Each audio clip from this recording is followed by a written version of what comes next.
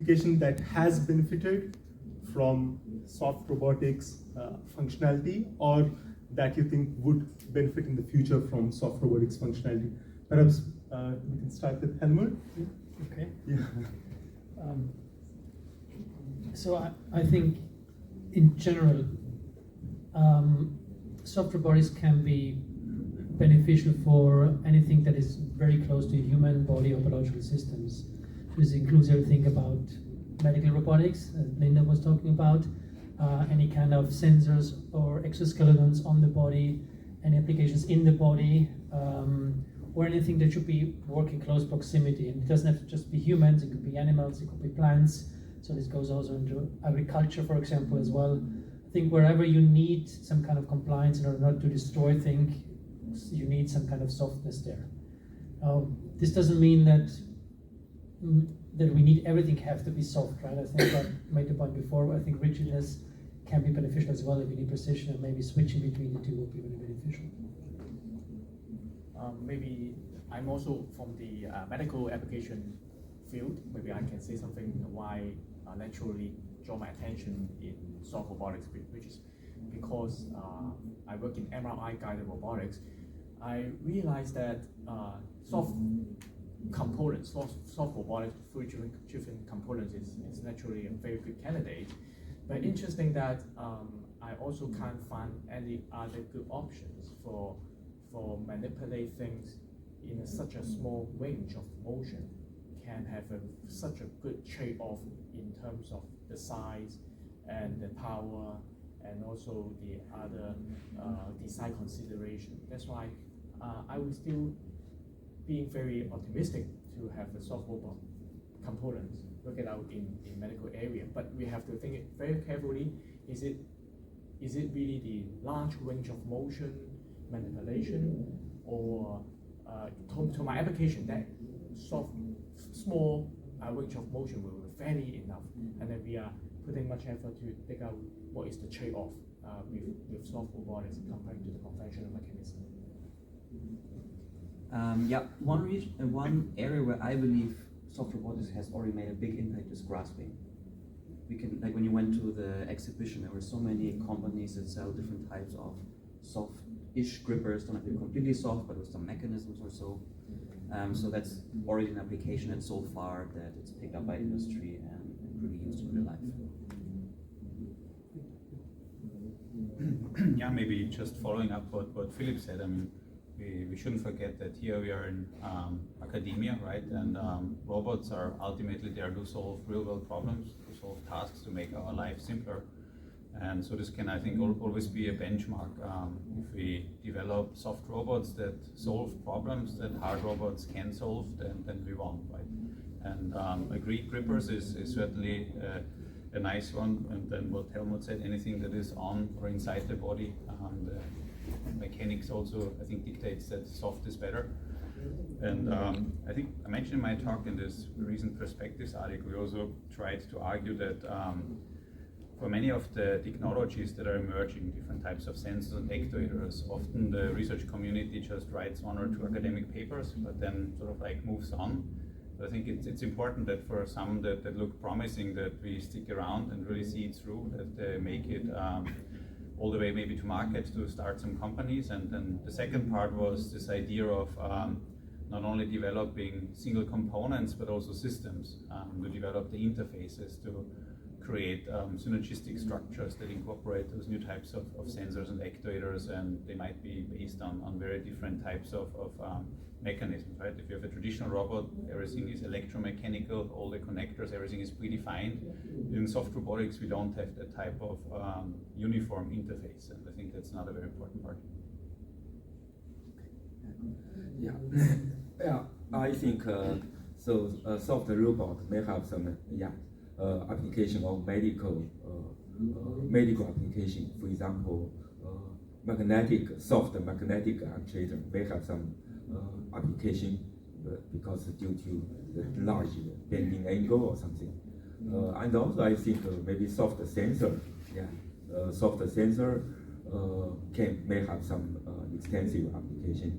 Soft robotics may also another area can be I think, bio-inspired robot, because the soft material is very close to natural creature in the material properties. Yes, I am a bit repetitive, but I think that biomedical application really need from the advantages that soft robotics can offer. I don't know, during my PhD I worked a lot on the prosthetic socket, on a smart prosthetic socket for lower limb. And so one time a patient said me, can you imagine to wear every day rigid shoes that is uncomfortable and to work you need these kind of shoes. And so I think that soft robotics also for physical wearable interface in particular can allow for smarter solution, more efficient, more comfortable. I mean, sometimes also the most effective solution in terms of robotic efficiency is not, if it's not comfortable, is unuseful. Yeah. Thank you very much. Yeah, I think for opening up with this application insights. Thinking about just like complex applications for us to move on to, there seem to be two major themes. One is integrating different functional components. Let's say we have actuators, some sensors, okay, some battery or a power source, and the other seems to be to come up with multifunctional structures like self-sensing or even morphological computation. We can consider it as a multifunctional capability, right? Can we maybe try to contrast these two? And with your own expertise, maybe you can try to add, for example, why, say, self-sensing is more preferred, let's say, over a separate sensorization sensor element. Yeah. Yeah. Anyone would like to start? Yeah. Maybe I can start. One problem that I've experienced personally when you want to combine multiple functions is, like Christoph mentioned, interfaces between components. So you have problems fusing different types of soft materials together. There's no standard to connect them. You have to figure this all out by yourself. Or maybe your sensor and your actuator work on very different types of physics. But if you have a self-sensing actuator, like the Hauser actuator, you actually don't need to do anything. You get all of that for free. Maybe you have to do a little more complicated electronics, but the actuator itself does not need to be modified. Yeah. So I think that's why doing multifunctional components in soft robotics actually is a big advantage. That's great. Helmut? I just want to add on that. I think if we have very, very small robots, we need to have this kind of integration. There's no other way around. You can assemble different components, but also there's also a problem if you have everything integrated. So I wouldn't want to do that with bigger robots because maintenance, right, is a really big problem. If one of the components is broken, you have to remove everything. Well, in our kind of modular approach, we can remove the motor or the sensor and then replace it, and then we can keep on working. And I think this is something what you mentioned as well before, that we need some kind of standardization and interfaces, and so actually there is, the market can pick it up and use it actually.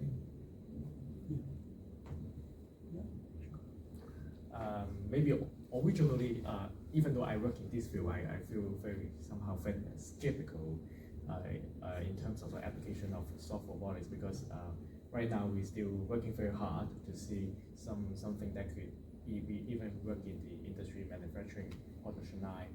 So follow up, Helmut, your point is somehow, yeah, if we have a very seamless integration of all the things together, the maintenance or the integration or modular design, we have to think about how we can modularize the design of the soft robot, which we also one of the major direction, trendy direction we have to, as academics, we have to think about it. Otherwise, that will affect our pickup times by the industry. Yeah. Maybe one sort of bigger picture aspect, I think we should also not forget, and this follows also up on this whole idea about morphological computation and embodied intelligence, is that so far robots, except maybe for a few examples, haven't really left the factory floor. They're still good at like precise tasks, do the same thing, and the moment you let them in the wild, you need robust adaptive controls, or maybe from the more modern approach, there's a lot of people working on machine learning. And there's also this initial notion already visible on the horizon that biomimetic, bio-inspired nonlinear systems learn faster. So there was this whole project from Google when they had robot arms try to pick up stuff. And it takes incredible energy and hardware resources to have those machine learning models converge. And in particular for transfer learning, right? You learn task 1 and then you learn task 2. They had a whole power blend, basically powering those robots doing the same task. And if bio-inspired concepts could be used to reduce that resource need for learning processes, I think that would be a huge boost for robotics. Yeah. Yeah, I think self-sensing just one part of material intelligence. So I think which make soft material different from traditional robotics. So I think soft robotics can be a very good can be complemented for traditional robotics. Maybe in the same line of these multifunction structures, maybe we can also talk a little bit about synergy between actuators and other functionalities. For example, in Rothemund's work, you've done some work on dielectric elastomers plus electroaddition and vacuum-powered robots with electroaddition. Do you see having this, for example, high voltage complementarity share? Right? A common base shared by dielectric elastomers and electroaddition. Does it like make it easier in terms of developing and scaling the robots? Okay. Yeah, I think for dielectric elastomer actuator or electrostatic actuator, actually they have some application. Yeah, of course they may not be suitable for some application. For example, high voltage may not be good for medical application. Yeah, because due to even current is small, but people still don't want to use high voltage, right? And also electrostatic actuator may not be suitable for some, for example, for some specific application, which involve they don't want to use high voltage. Yeah, but in some other application, high voltage may not be very not be dangerous for some other application. For example, even in underwater application, so high voltage is not dangerous. It should be okay. Yeah. Thank you. Yeah. Anyone else would like to comment on, for example, complementary technologies integrated in soft robots? Or? Yeah. Maybe just a general observation. I think everyone sees that as well, but I think this is new. What soft robotics brought to robotics is that it's much more interdisciplinary than it used to be. Previously it was like computer science, electrical engineering, mechanical engineering, and nowadays it's chemistry, it's biology, and many more things on the design end. And this also brings a lot of potential, right? To have complementary kind of approaches, but out of also potential for a lot of conflict or miscommunication because different fields use different terms and they can miscommunicate very easily. So I think a lot of things maybe have already been solved in chemistry and we don't know about it, right? And also the same for other things. So I think we have to do a little bit more also in this direction to make this happen as well. Yeah. Maybe we can now try to talk a little bit about what are the challenges, for example, in multifunctional and large-scale integration. Just for example, again as context, in medical manipulators, we still see limited degrees of freedom, right? In most of the terrestrial soft robots, we always see robots move back and forth, but not significantly much more than that. Can you share like what are the main challenges that probably we need to address so that we can move further from this? Yeah, anyone would like to take this?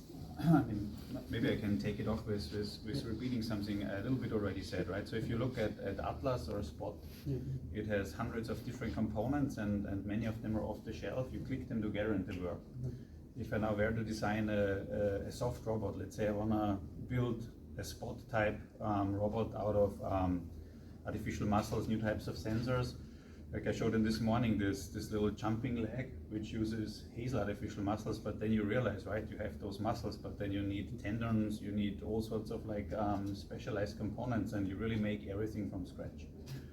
So I think this is what's holding back a bit the more complex types of soft robots, because there is like no standards, very few components off the shelf, right? So if there's another team that may want to use our actuators and has developed a new sensor, right, then they either have to set up all the infrastructure to make those actuators in their lab, or maybe if it exists, right, they could buy it from a startup company. But for many of the new technologies, that is not the case, and it's extremely complex and timely and costly to get all those components. And for Spot, you order them online and can get maybe many of those things from Amazon or from some standard electronics components. So that's I think one goal. We could work together to create some standard technologies that are quickly, readily, and easily available.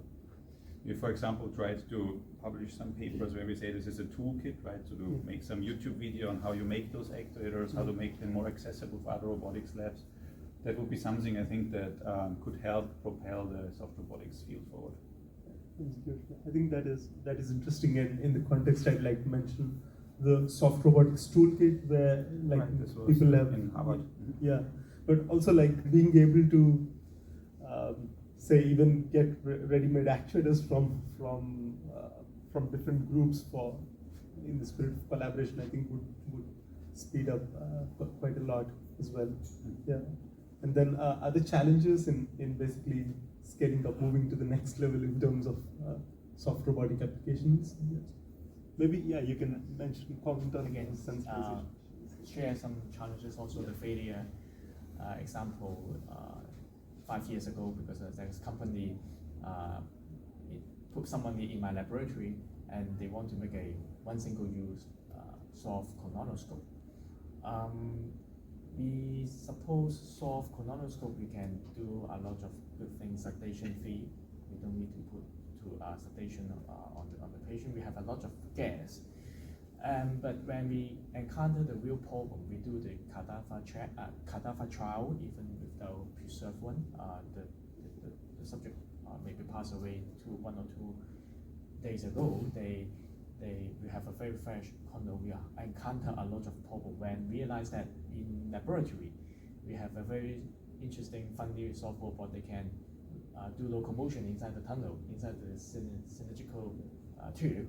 But when we put it into the real body, real human anatomy, it can't move forward, which is a reason because the soft robotics itself is too floppy and too soft, and then they can just locomotion within the standard diameter tunnel.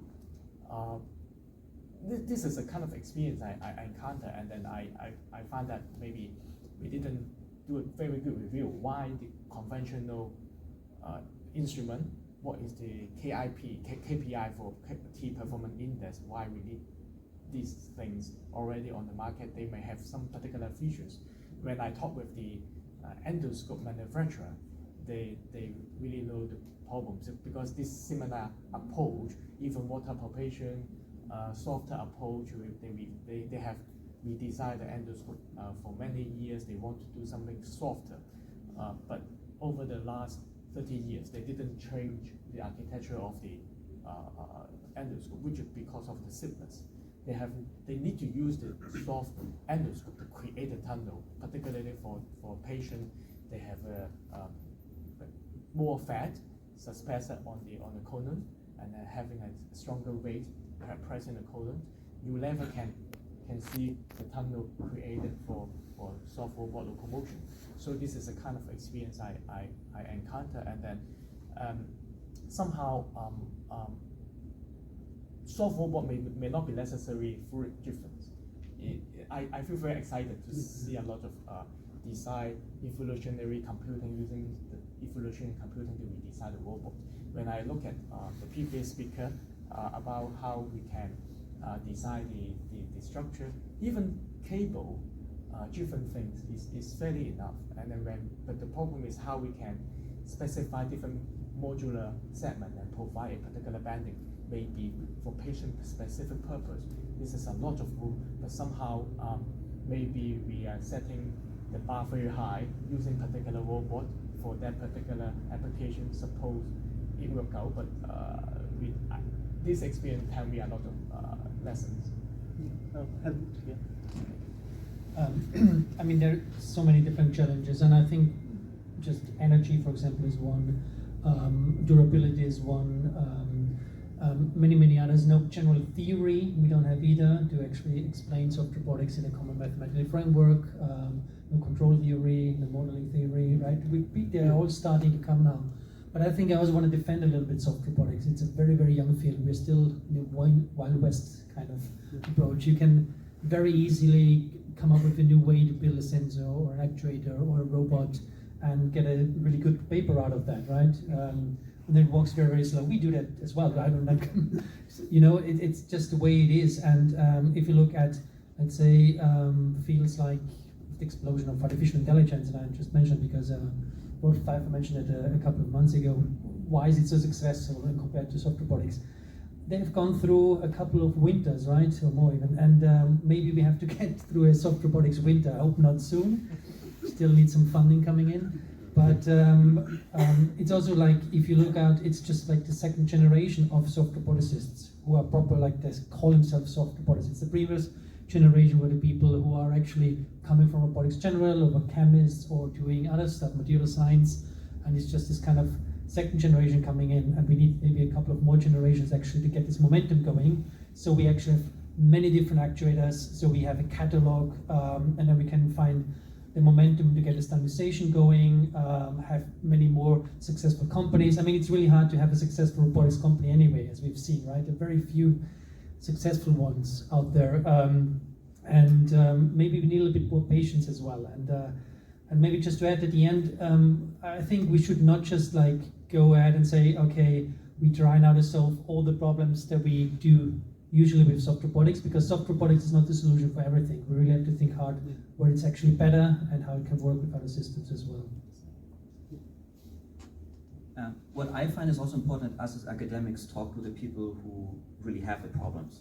Because we, like you said, you do it on the lab scale and it works fine, and then you go to the real patient and it doesn't work anymore. So I think first, what we need to start doing is talking to maybe companies or others to see if our approach makes sense at all. Like we have a lot of imagination of what we can use our robots for, but if we don't try it in a real world application, we'll never know, and maybe end up in a dead end, which we don't come out again. Yeah. Any comments? So I'd just like to bring back to one aspect that came up in several of the talks, also early career talks, which is on automated design. Helmut also talked about evolutionary algorithms, then KaWai spoke about automated sense placement. So when humans are designing, for example, these layouts, we sort of have some sort of control and perception idea in mind. Once you do an automated one, most of these tend to, again, rely, for example, on machine learning. Are we, say, displacing the requirements from design to computational requirements, because now you need to train and you need a machine learning algorithm to probably make sense of this? Any thoughts on that? Yeah. So we use genetic algorithms if we don't know how a good solution looks like. So it's basically because we don't know better. Yeah. That's the way we do it. I think we should get away from, or to put it the other way around, sensor design in classical robotics is very easy because you put it where you want to measure the degree of freedom, on the knee joint, on the finger joint, or wherever it is. While in the soft robot, actually you want to measure something more holistic, so to say. Yeah. So, and then, again, we don't have good models and good understanding, general frameworks to help us to understand what the good sensor placement would be, and that's why you use all these machine learning technologies. It's always a way out if you don't know what to do. You ask machine learning kind of algorithm to come up with a good solution, and if it doesn't, you don't publish it. If it comes up, you say, "Wow, that's a cool one. Let's publish it." Yeah. Do you want to comment? Make a comment? No. Maybe I, yeah. Then one more, for example, aspect is, let's say we have self-sensing actuators. I know today is not the last day, so we've got time to develop more functional, materials and so on. But sometimes there seems to be a trade-off between new functionality and performance metrics. How shall we approach, for example, this sort of problem? Any thoughts on that? When there are, for example, trade-offs like this? Right. I think it comes back to that question that, at least in my group, we try to start papers with what's the problem, right? So you have a problem, and then maybe if adding new additional functionalities in a single device solves that problem, it's a good idea. But otherwise, it's more like an academic exercise of little use, right? So if we always start with what's the problem we try to solve, I think then it will automatically guide us to robotic solutions that may up being used in the real world. Yeah, probably I need to just put that back in context that self-sensing does have very strong applications, which is why also many people have decided to work, and we will push the boundaries to get like even more resilient materials in many ways. Any other thoughts on challenges for let's say scaling up soft robots? Any other final thoughts on this? You mean challenge? Challenges, yeah. I agree with others. Challenging of soft robotics. So there may be many different challenges from modeling, control, right? Durability, and lifespan. So, I still think the soft robotics are very promising because the main basic reason is that it's different, right? So maybe finally soft robotics may work with traditional robotics. They work together to find a good solution, because we also know traditional robot may not work for everything. So that I think in future soft robotics may work with traditional robot to find a good solution, solve some challenging problem. Maybe I can follow up a bit. We have a problem, particularly for me. I'm an application-oriented engineer.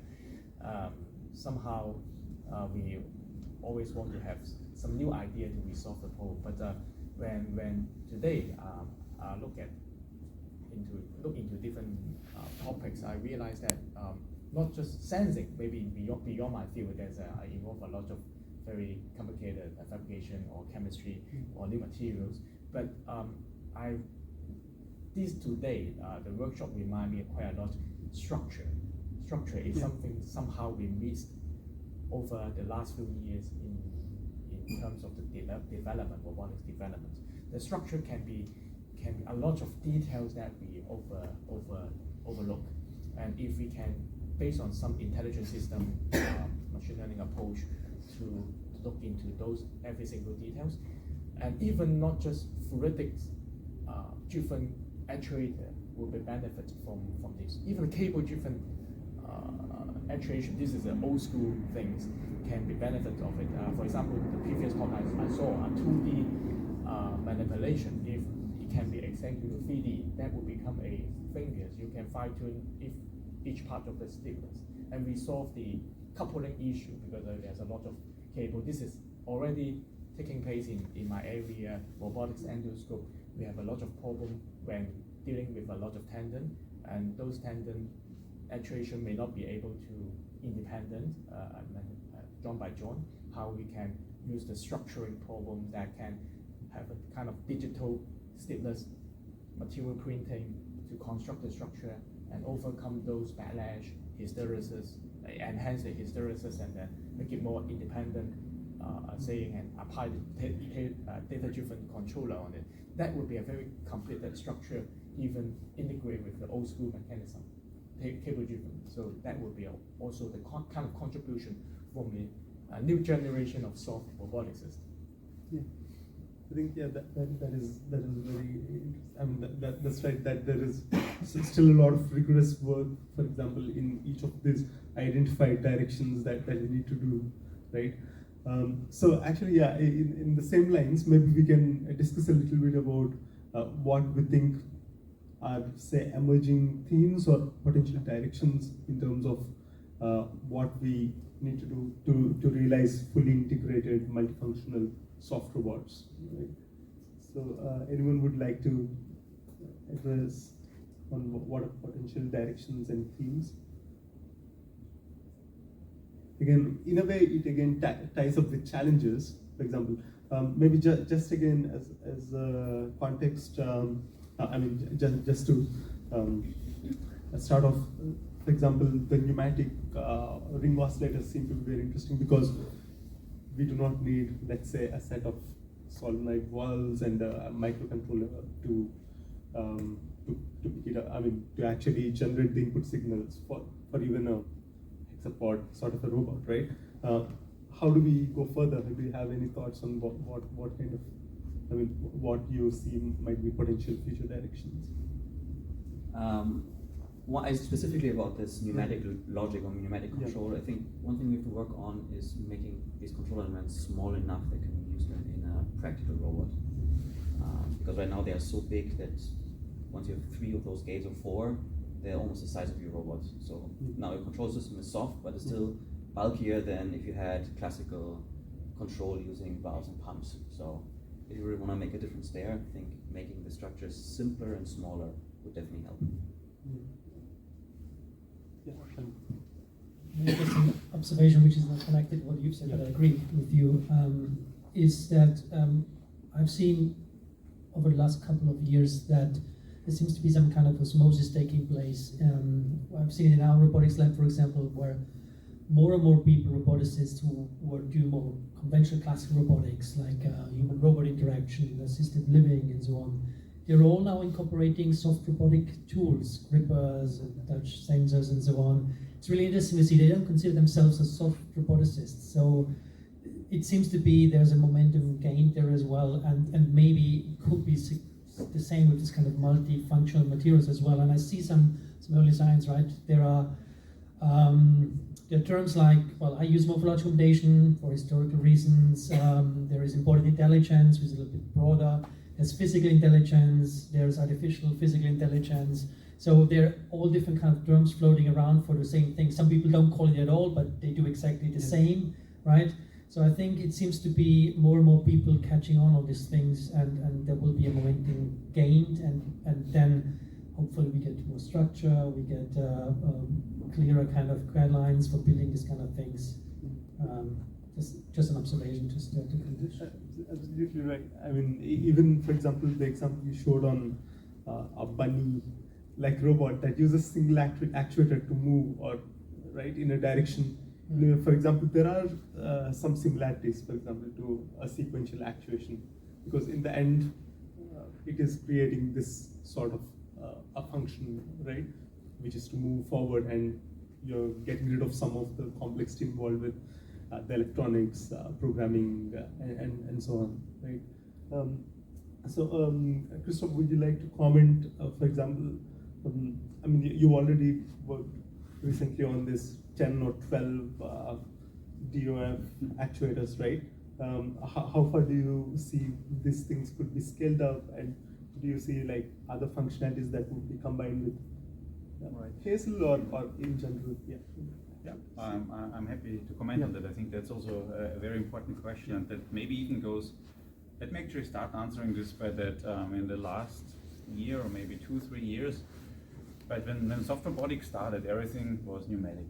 It was like almost 99% of papers in soft robotics was inflating complex types of balloons. if we call it like that. And now I think it's much beyond that and really rich and right, like you said before, traditional roboticists are starting to use the tools that the field is bringing up. But for example, if you think about pneumatics and you want to control independently 10 or maybe even 100 degrees of freedom, that becomes extremely challenging because the hardware in terms of solenoid valves or pumps is just not scalable to that size. That is actually, I think, where electrically driven systems will shine. You're right, we had this 10-channel power supply. In the next few papers, in the next few weeks, there will be a new paper out from our group on a 10 by 10 array. So that will be 100 actuators that are closed loop controlled. That is like a smart surface that can do wave manipulation. So with electrical, it's definitely scalable. The hardware is also getting smaller. It's actually interesting from our work in the company, right? We initially, when we published our first papers, we said, hey, those actuators at scale can be very inexpensive. But what is not inexpensive is actually high voltage driving electronics. So it's a little bit a chicken and egg problem that there also needs to be companies that develop those optocouplers or those high voltage converters at scale and make them small. So far, high voltage has been typically used for big applications. Now I think it's also a very good time to find collaborators in maybe electrical engineering and power electronics to develop those driver boards for those electrically driven dielectric elastomers, selectors, or all those types. And I think once that is further developed, we'll definitely see soft robots with hundreds or even thousands degrees of freedom. Yeah, so can you comment a bit on, for example, on terrestrial and underwater robots? Do you foresee like new functionality? For example, for jellyfish sort of robot, you might want to have like more functionality for sensing and so on. Do you foresee some trends in that? For undersea robot, I think so maybe there are still a lot of challenging. So for example, self-control, the power, right? So maybe currently many undersea robots cannot work for a long time. Maybe more than an hour is already very, very challenging. Right? Actually, for me, currently, actually, we are also working on how to use the soft material or sensing actuator in medical application. So, for example, how to. We also think about how to combine the soft material with traditional wet device to in some medical application. Thank you very much. So, and how about in this, for example, the prosthetic device? Do you have variable stiffness, right? For example, for the prosthetic legs. So, what type of like future developments do you foresee so that it can like really be an autonomous device that can assist people? Yeah, I mean, I think that one of the challenges is the power supply of the system. So if you want a robotic interface that can change stiffness with maybe high frequencies, and it has to be soft or rigid when needed, but at the same time change its shape for example, the shape change during muscle relaxation or contraction. I mean, the power supply could be a problem, but also in other biomedical application, I think, for example, for endoscopic capsule, so a big problem was the miniaturization, and one of the challenges at what point was the dimension of the battery, so you can achieve the miniaturization, I mean, for with the capsule of 2 centimeters, but then at what point it became impossible to go lower because the battery dimension can't be reduced. So yeah, probably it is could be an open question for the next year. Yeah.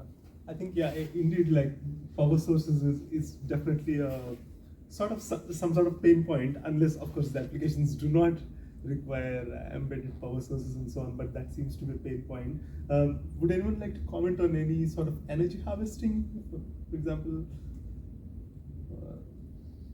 Okay. I mean, I can say something about it. Yeah, please go ahead. So Yeah, regarding the energy, what you just mentioned as well, just beforehand that, I think energy is a problem for robotics in general, right? Yeah. So most successful robots are robot arms in the industry, they can plug it in. So walking around and running around is a problem for them as well. So hopefully they solve this problem. They will solve it most likely by batteries, and that will be useful then for electrically driven soft robotics muscles as well.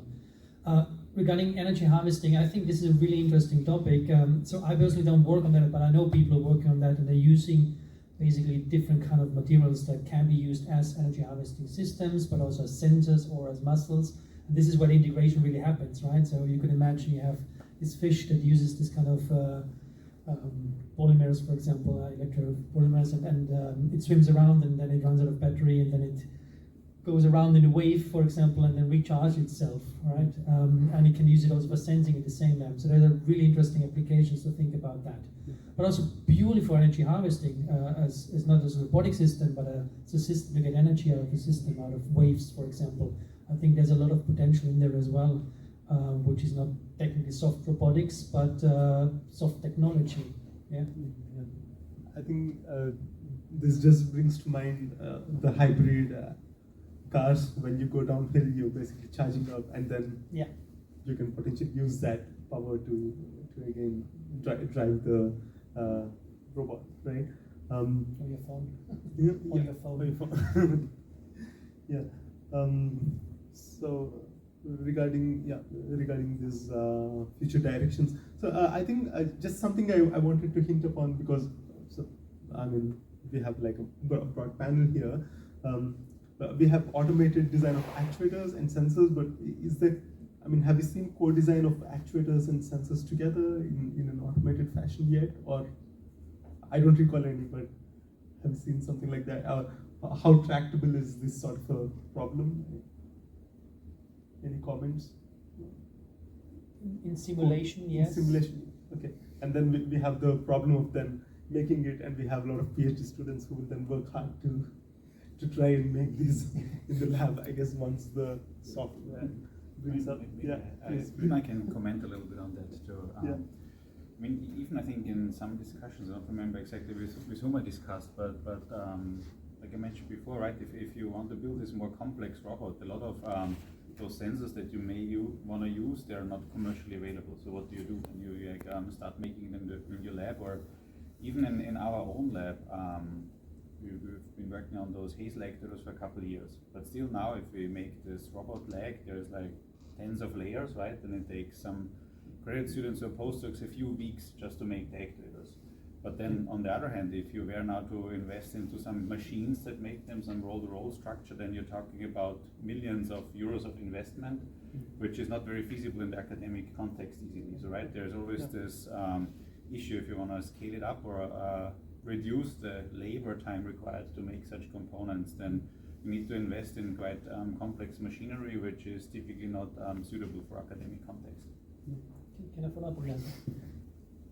I guess that's an excellent point, and this reminds me of something that Mark Rabbit said a few years ago in IROS, one of his keynotes at his big conferences. He said basically the robots, how they build the robots, right, is they push them really, really hard to the limits. So they constantly break. They just have teams 24 hours available, just repairing them and making them work again. And what you just compared in the academic context, if you're a PhD, you work on the robot 1-2 years, and then you don't want to break. You just want to get data, to get the documentation. You gently push it a little bit and speed up the video. You never get into this kind of dynamic range, which is needed, right? You don't get into a million repetitions if you don't want to build a product out of that, right? So I think this is very important that actually it gets out of the academics labs and actually into some kind of applications, and then maybe also have a focus, right? Say, I want to have this very specific application, and I have maybe these muscles now, but I need also the high voltage electronics, so I have to develop them, right? There's a clear motivation and a clear context, and then maybe we get more interesting kind of products coming out of that, more interesting technologies. Yeah, absolutely. I'd like to ask, let's say within the next 5 or 10 years based on what we see as the state of art today. Can you think of what you would like to see, say, 10 years from now, maybe, or maybe impossible problems? Yeah, maybe it's a good point to dream big before we close the session. Yeah, please. I can maybe start on that. If you look at sort of like there is this typical hype cycles, right? So maybe soft robotics now is in this hype phase up there, and then there is this valley of death, so I think what is really important is also that academia invests time, energy into starting companies. Unless we sell products, at some point the interest will die out, right? Funding agencies will just not see the real world impact of soft robotics, and so I think by motivating some of our students or colleagues to spin out companies and also like sell products to academia so that others can build upon things. I think that's quite an important culture that we try to get beyond this sort of like initial phase of hype where we publish exciting papers, and like you said, every new thing you can easily publish still in soft robotics.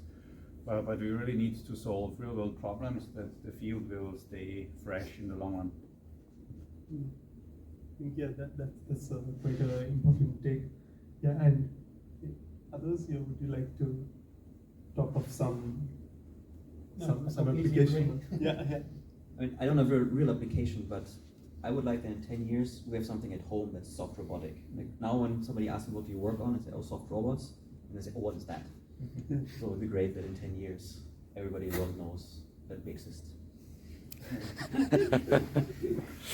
My future perspective about the soft robot is I try to foresee there's some soft robot related product that could replace the conventional in terms of the cost, the operating cost, manufacturing cost, and see more robot can emerge in our daily life.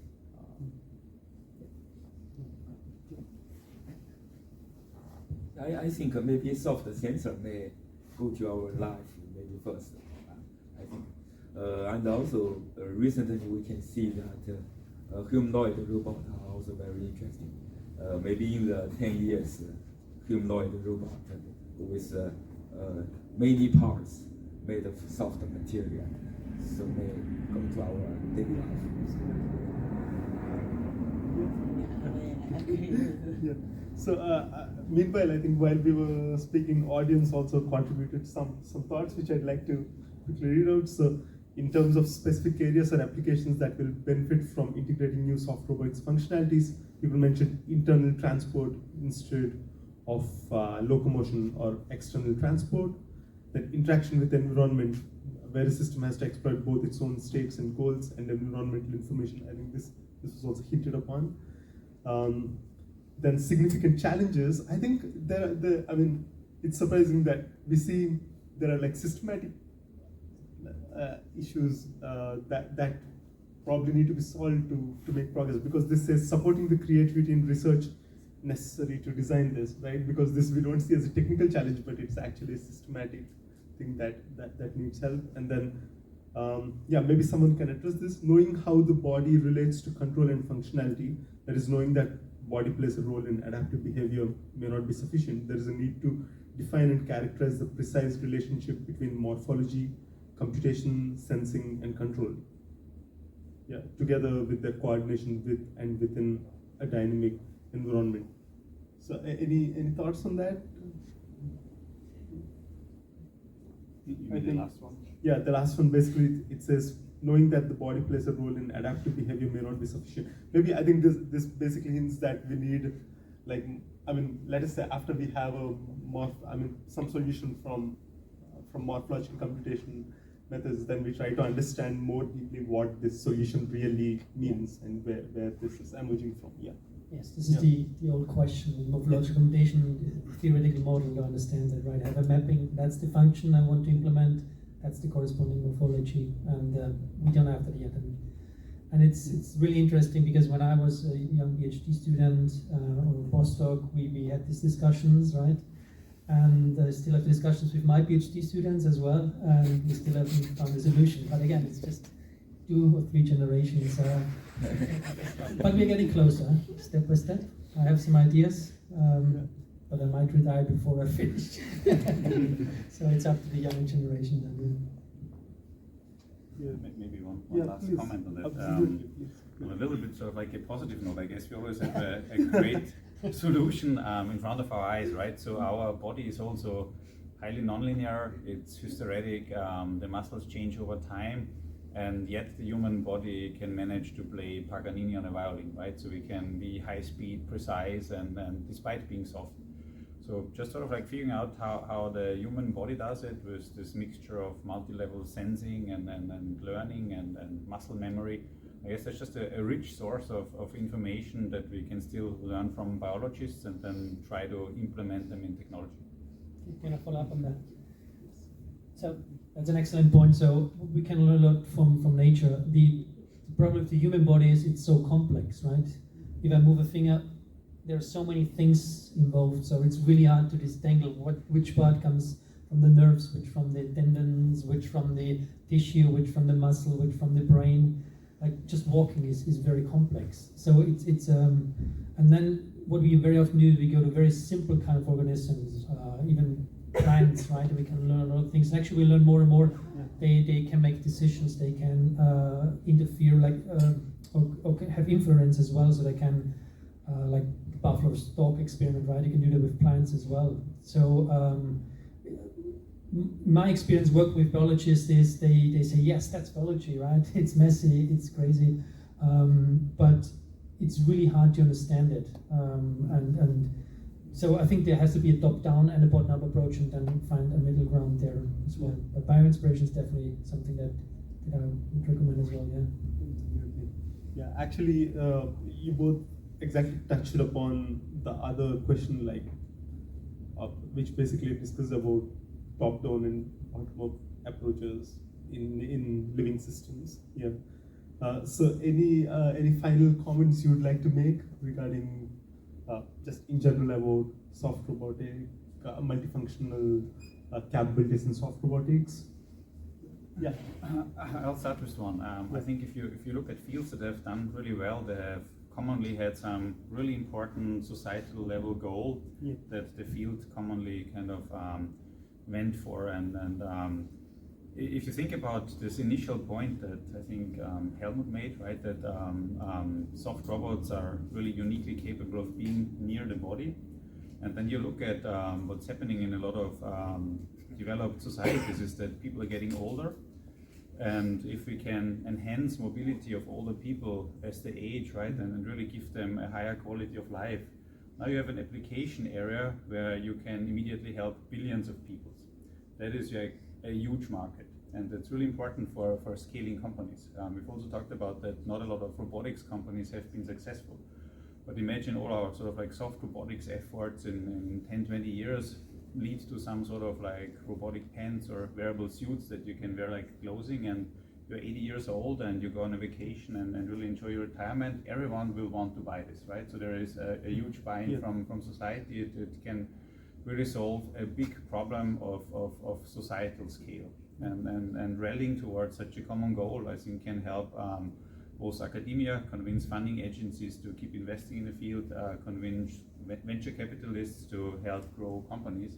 I think this sort of like big dream that is really grand that can help the field. Yeah, I think that's very interesting. We've had the grand challenges in science robotics. Maybe we need something similar in soft robotics. Yeah. And any final thoughts? Yeah. No? It's a good final thought. Yeah. Okay. That's great. Okay. Yeah. That's great. Yeah. I think it's a very important message for us to take, and a good point to conclude this discussion. But of course, hopefully reopen it again, right? I mean, we will have to keep this discussion continuing. And finally, I'd like to first of all thank all our invited speakers who've given amazing talks today. So yeah, just round of applause, please. Yeah.